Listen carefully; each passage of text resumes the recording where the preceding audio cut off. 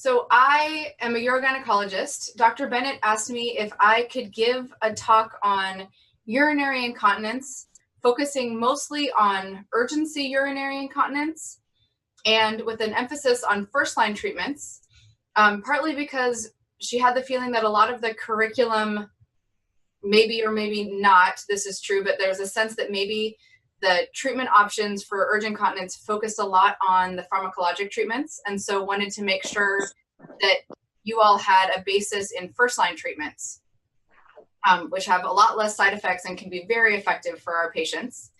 I don't know how exactly this format works, but if anybody has any questions along the way, feel free to interrupt, and then I can hang out after the talk as well to talk about anything you specifically would like to know more about. So first-line treatments for urinary incontinence. Oh, next, please. So the very first thing to start with is that there are two main reasons that women leak urine. Just as a quick reminder, since I think you know this, stress incontinence is the leakage of urine with some kind of increase in intra-abdominal pressure that causes the urine to spurt out through a urethra that doesn't have enough support or a strong enough sphincter. Urgency urinary incontinence is where the bladder muscle contracts at an inopportune time, and that's what causes the urine to come out. They are very different etiologies, so they have very different treatments. Next, please. The hard thing about it is that although about a third of women have isolated stress incontinence, a third of women have urgency urinary incontinence, a third have a combination of both. And so it's kind of hard to know which type of incontinence to address first in any of those patients. Your two options are either address the type of incontinence that is more annoying to the patient, because that addresses her biggest concern first. The other option is if they have stress and urge, we have good data that treating stress incontinence surprisingly frequently improves urgency incontinence. We do not have any evidence for the other way around. So if they can't tell you which one is worse and which one they want to start with, stress might treat both. Treating urgency does not help stress incontinence. Next slide. All that you need to do to start treating a woman with urinary incontinence is a history, a physical, and a urinalysis. It seems like some people in medical education learn about a lot of the advanced diagnostic tests that we have, or are told to refer to specialists earlier. Most women do not need all of the fancy things that we do, urodynamics, cystoscopies, ultrasounds. If the history, physical, point to a certain type of incontinence, the urinalysis doesn't show an infection, and you basically just ruled out bad, scary things that are not straightforward incontinence, you can start treating empirically. You don't need to refer or get any additional imaging or studies. Next slide, please. So now I'm going to focus on urgency urinary incontinence and overactive bladder, which, as a reminder, is where the bladder starts to contract, and that's what causes the leakage. It is a dysfunction of the nerves and muscles of the bladder, not a lack of support, so we treat this mostly medically. Next slide. I've often emphasized with my patients these concept of the first line, second line, and third line treatments for overactive bladder and urge incontinence, partly because it shows them that I want to start with conservative treatments first. They have high efficacy, minimal to no risk. So usually I kind of start there, and then either at the same time if they want to, or I would actually often encourage them to start with first line, move to second line if needed, move to third line if needed. I feel like it both reinforces the model that I think makes most sense, which is starting with the least risky treatments first. And the other thing that it does, particularly in my practice, and I think it would be helpful even in primary care, is to say this is how we're going to start, but we know the next step if this doesn't work, and we know the next step after that if this doesn't work, so that they know that we're not going to leave them partway through the treatment algorithm if we haven't helped their symptoms yet. Next slide. So this, rather than print them out the AUA guidelines, this is the handout that I give my patients. The vaginal estrogen concept, so it's kind of the first line at the top. second-line medications, and then this is usually where you're going to be referring to somebody like me if the symptoms aren't controlled for these third-line treatments. This is just a small change that I've made for my patients who are postmenopausal, that I almost always start vaginal estrogen as one of the first-line treatments for urge incontinence, because there are estrogen receptors in the bladder and it can really help. Next slide. So first-line therapies for urgency urinary incontinence. Fluid management is a surprisingly common and effective intervention that, even when they're coming to me as a specialist, has not been tried yet. For some reason, women in the United States are told to drink a lot of water for whatever mythological health benefits that might have. So even something as simple as reminding them to only drink when they're thirsty. There's a New York Times article about the myth of water and how you don't need to drink 8-ounce glasses of water a day. If their bladder's working fine and it's just a fluid problem, they need to put in less fluid. If they're getting up a lot at night to void, reminding them to stop drinking at dinner time, because that just fills their bladder and they're going to have to get up. For some women, it helps to reduce or eliminate the irritants that we know cause bladder irritability and urgency. Caffeine, acid, vinegar, alcohol, and tobacco. What I often tell my patients is that drinking coffee, because it's such a popular thing to do, and I don't want to ruin anybody's quality of life by taking it from them, is that I give them that knowledge that it is possible that the caffeine will exacerbate their overactive bladder and urgency, but it's not doing anything medically dangerous. So if they really want to have a latte and they know it's going to make them have to pee more often or more likely to leak, it's still their choice. It's a totally fine thing to do. But I tell them about it so they can make that decision themselves. And if they're about to go on a long plane flight or something, maybe skip the morning latte. Bladder retraining, I think, is a really hard sell for patients. But one of the more effective tools that we have for retraining the bladder, I'm going to go over that in a little bit more detail. But I think that a big physician buy-in on this has a bigger chance of helping the patient really give it a full shot. Particularly for women with urge incontinence, I think this is a powerful thing. Next slide. If I have any question about either what kind of incontinence this woman is having, or whether it's a urine production versus bladder capacity problem, I ask her to do a diary. Studies suggest that 3 days is needed for all of our big research studies and everything, but I think a representative 24 hours is good enough, where I'll give the patient a hat and ask her for 24 hours to write down everything she drinks and everything she voids, because that will tell me what's making her leak if I couldn't tell from her history. And then almost more importantly, it tells me how much she's drinking and how much her bladder is holding to answer that urine production versus bladder capacity question. These are really helpful objective measures for patients where you can't get a full story just by talking to them. Next, please. Okay, so I said I was going to talk a little bit more about vaginal estrogen. There are estrogen receptors in the bladder. And so if a woman is having bladder irritability after menopause, there's almost no one for whom I would not recommend topical estrogen. They don't directly affect the bladder muscle, the detrusor contractility, but they modulate receptors and they improve the kind of the urothelial lining of the bladder so that it's less sensitive to all of these solutes that are coming through. Vaginal estrogen has been shown to decrease the risk of recurrent UTIs, decrease overactive bladder symptoms, and then, as we would all have already guessed, decrease vaginal dryness and irritation. Next slide. There are 3 different versions of vaginal estrogen: the ring that they can insert that they replace every 3 months, a pill that goes in the vagina 2 nights a week, or a cream that goes in the vagina 2 nights a week. A couple just tips on the use of vaginal estrogen. One is that the cream, the applicators are kind of scratchy and hard to keep clean. So I often advise my patients to throw those applicators away, and they just put a little pea-sized amount of estrogen on their finger and put that in the vagina right before bed 2 nights a week. There's no difference between the different kinds of estrogen, except that Premarin seems to be a little bit more irritating when they first use it. So usually I try to get the estrogen that their insurance covers best and spend a lot of time arguing with insurance companies over that. Mm-hmm. I'm gonna show you the ACOG bulletin that I print out for patients all the time who have been told, oh, well, you know, you have atrophic vaginitis, or I know that vaginal estrogen would help your symptoms, but I can't give it to you because of your history of fill in the blank. There's almost no one for whom that is true. And then the other thing is, even if a woman is on oral estrogen, it doesn't seem to get to the vagina and bladder quite enough. So you can just add it to her oral estrogen or estrogen patch without adjusting the dose of the systemic estrogen that she's on. Next slide.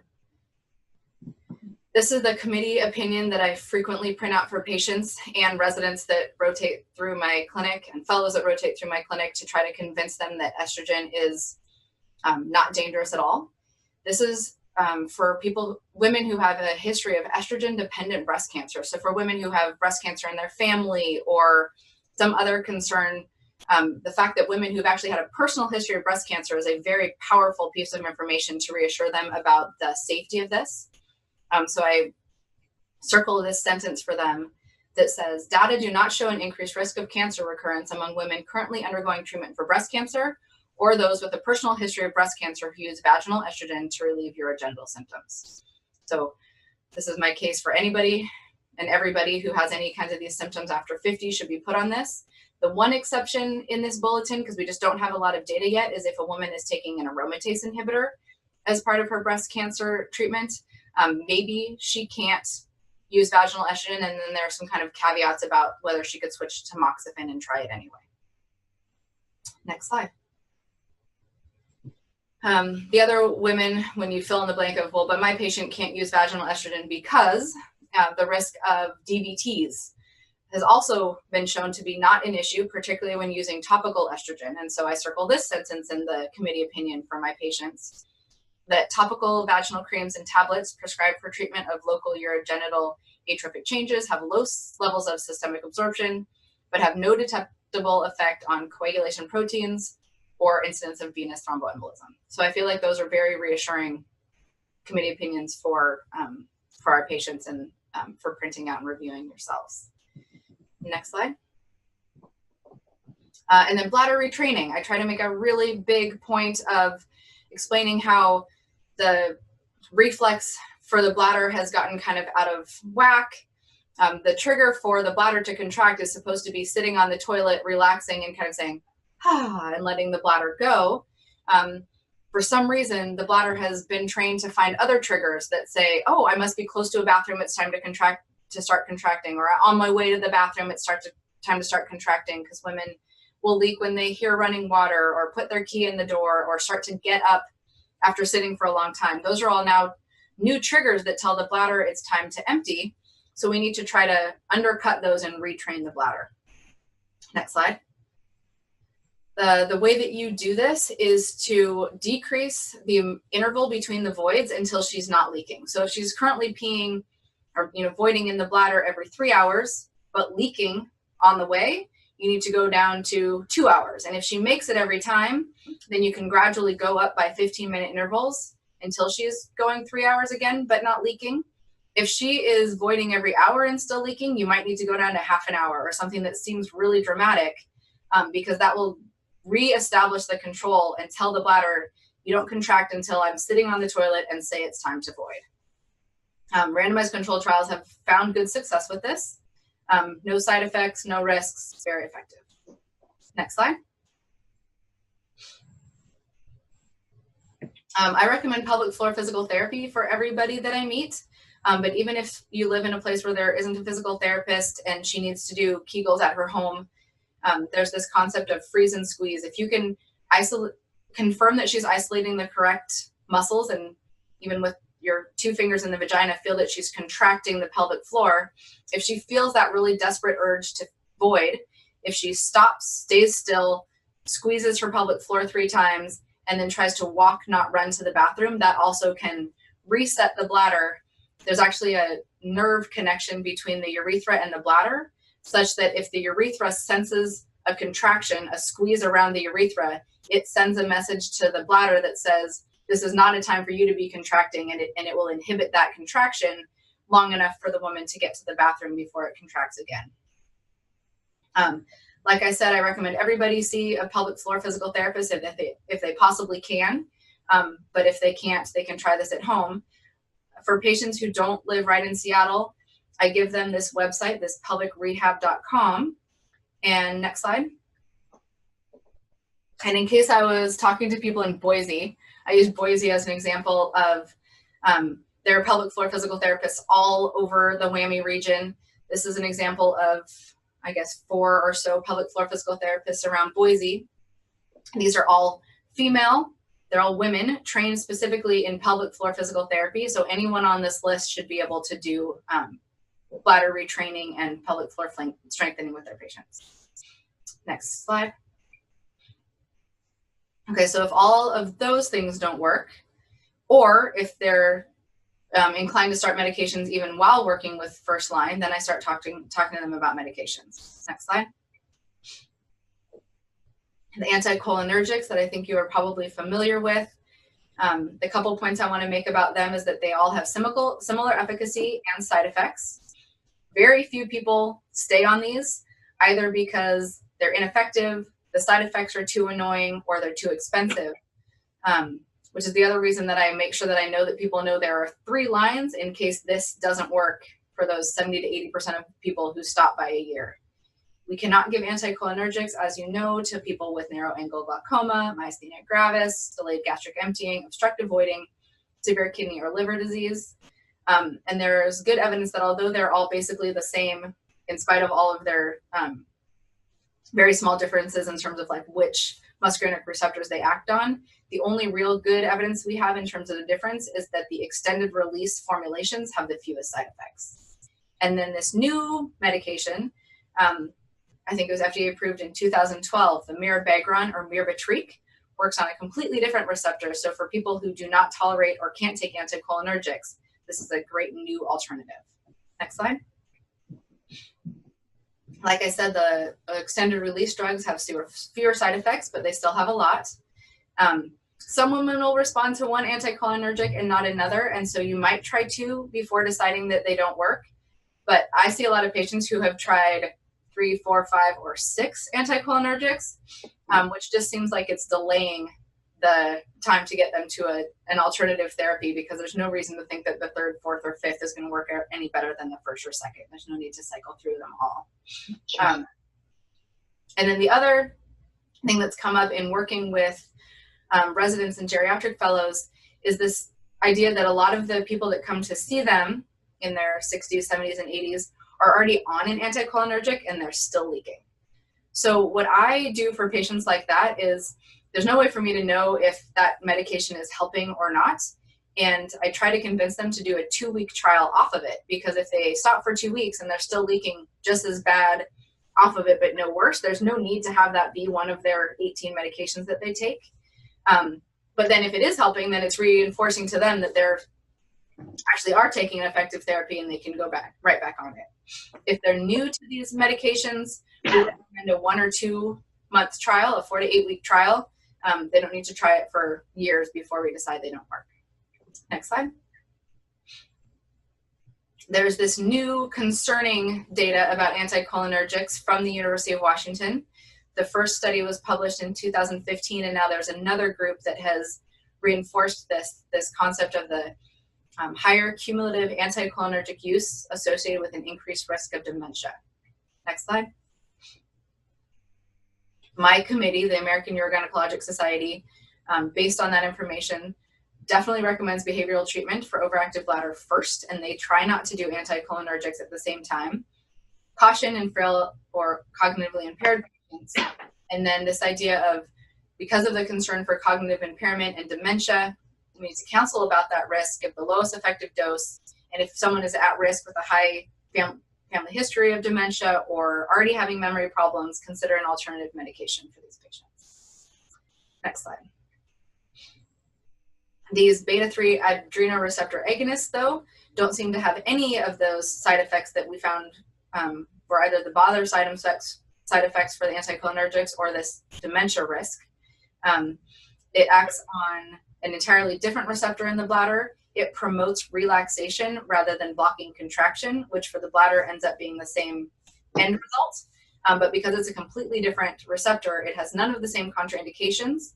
The only contraindication for this medication is uncontrolled hypertension. Even though it has less side effects, It's no more effective than the anticholinergics. So it's not like a silver bullet, but it is a great new medical treatment option for these patients. Next slide.